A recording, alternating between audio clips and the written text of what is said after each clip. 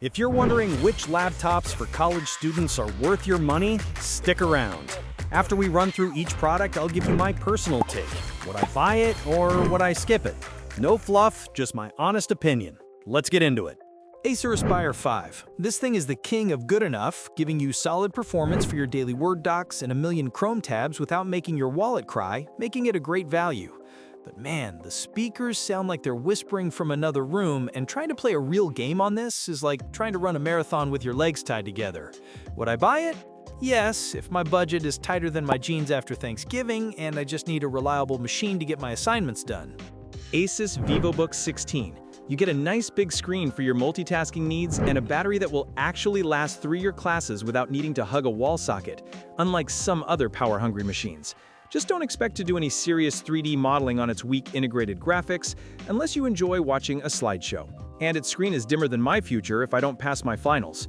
Would I buy it? Maybe. It's a solid, lightweight choice for general studies, but that dim screen is a bummer for late-night study sessions. HP Victus 15. This is the laptop for the student who's secretly a gamer, packing a proper graphics card that can handle actual games and demanding engineering software without breaking a sweat. The downside is you'll be developing back problems carrying this brick around campus, and the battery life is so short that you'll be fighting for power outlets like it's the Hunger Games. Would I buy it? No. For a college student who needs to be mobile, this thing's pathetic battery life and weight are a deal breaker. It's more of a portable desktop than a laptop. HP Omnibook 14. The battery on this thing is a straight-up legend. Lasting so long, you might forget what a charger even looks like, making it the polar opposite of the Victus. However, the performance is kind of meh thanks to its processor, and typing on the plasticky keyboard feels a bit cheap, like you're tapping on a hollow box. Would I buy it? Yes, if my life is all about writing papers and I value battery life above literally everything else, because this thing just will not die. Apple MacBook Air M4. This machine is a beast. It's incredibly fast, has a gorgeous screen, and a battery that lasts for ages, all in a body so thin it's barely there. But get ready to live the hashtag dongle life because of the limited ports, and if you want more storage, Apple will charge you an arm, a leg, and your soul for the upgrade. Would I buy it? Yes. If I had the money, this is pretty much the perfect college laptop for almost everyone. It's just annoyingly expensive to get the spec you actually want. Microsoft Surface Laptop 7. This thing feels premium with its solid aluminum body, and the instant on is so fast it feels like a MacBook, but for Windows users. The battery life is epic, lasting around 17 hours, so you can forget your charger for a whole day of classes, but good luck if your engineering professor assigns some obscure software, because this ARM-based chip might run it as well as I run a marathon, which is not at all. Would I buy it? Maybe, if I knew for sure all my required apps would play nice, because that battery life is a godsend for back-to-back lectures. Asus ROG Zephyrus G14 2024. If your idea of studying involves dropping into a battle royale between classes, this is your weapon of choice. It's a thin little beast that runs demanding games smoothly on its gorgeous OLED display. Just be warned, this thing gets hot enough to double as a dorm room panini press.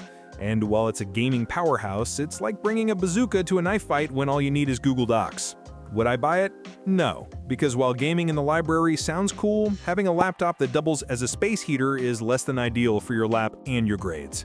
Dell XPS 139345. Dell basically created a supermodel with this laptop. It's ridiculously thin, light, and has a stunning OLED screen that makes everything look amazing.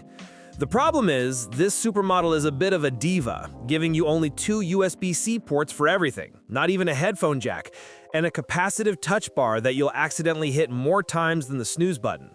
Would I buy it? No. I need to plug in a mouse and a flash drive at the same time without living that dongle life, and that touch bar would drive me insane during finals week. The Lenovo ThinkPad X1 Carbon Gen 13. This laptop is so ridiculously light you might actually forget it in your backpack, and its processor can handle more open Chrome tabs than a professional procrastinator. It's a practical beast with a ton of ports, HDMI, USB-A, all the good stuff. But let's be real, it has the design flair of a standard-issue textbook, which is to say, none at all. Would I buy it? Yes, because it's the sensible, reliable choice that won't die on you mid-thesis and has enough ports to connect to any projector a professor throws at you. Apple MacBook Pro M4. The battery life on this thing is so stupidly long, like over 28 hours, you'll forget where you left your charger. And the M4 chip is so fast, it makes opening your syllabus feel like you're launching a rocket. It's a content creation powerhouse, but unless your major is professional YouTuber, the performance is probably overkill for just taking notes. And it still has a 1080p camera, which is kinda lame for the price. Would I buy it?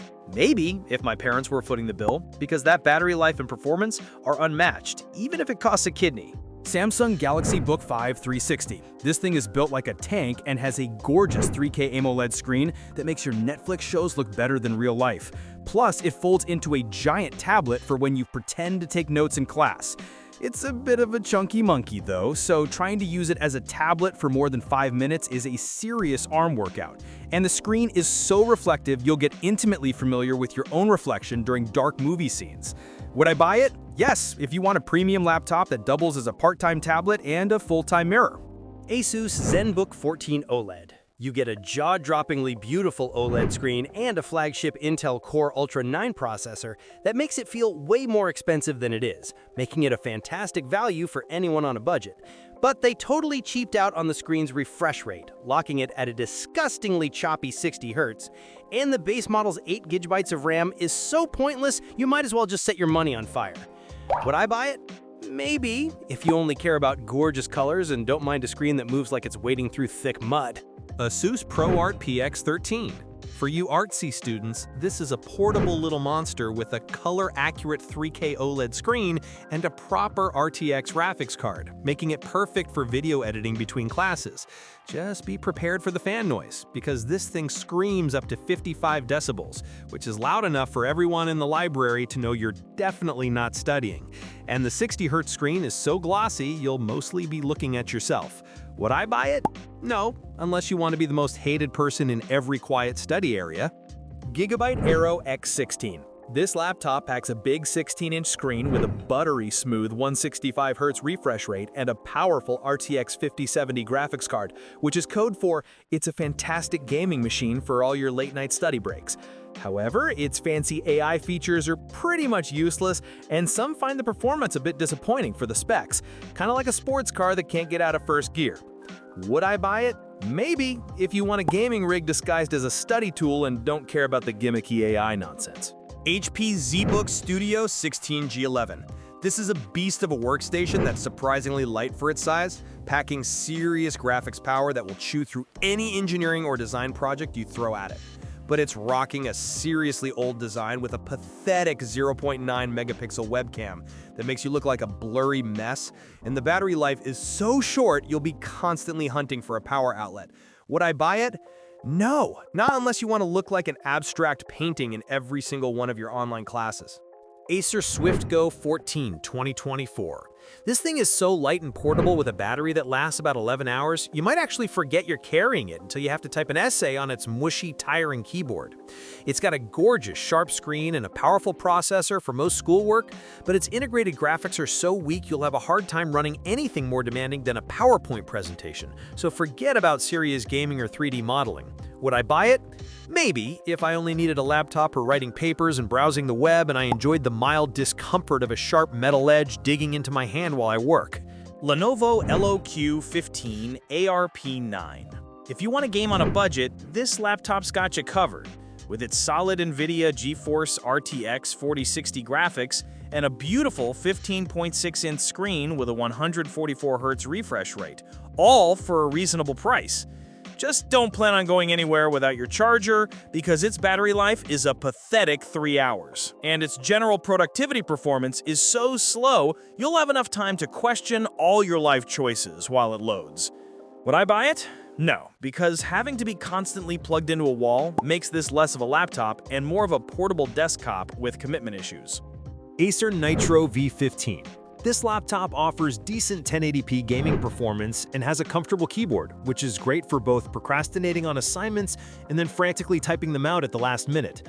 However, the screen is so washed out and lifeless, it makes sad beige influencers look vibrant, and the fans get so loud you'll drown out your professor's lecture and probably the fire alarm too. Would I buy it? No. While it gets the job done for gaming, that sad screen and jet engine fans are just too much of a buzzkill for everyday college use. Lenovo ThinkPad P1 Gen 7.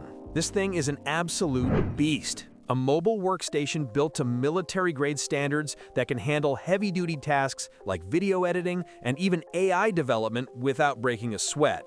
But bringing this to your average lecture is like using a bazooka for a fistfight. It's complete overkill unless you're an engineering or film student with very deep pockets. Would I buy it? No, it's way too much power and money for a typical student who just needs to survive 4 years of papers and ramen noodles. Thanks for watching. I hope this video helped you pick the laptops for college students for you. If you have any questions, drop a comment below. Links to all of these products mentioned in this video will be in the description.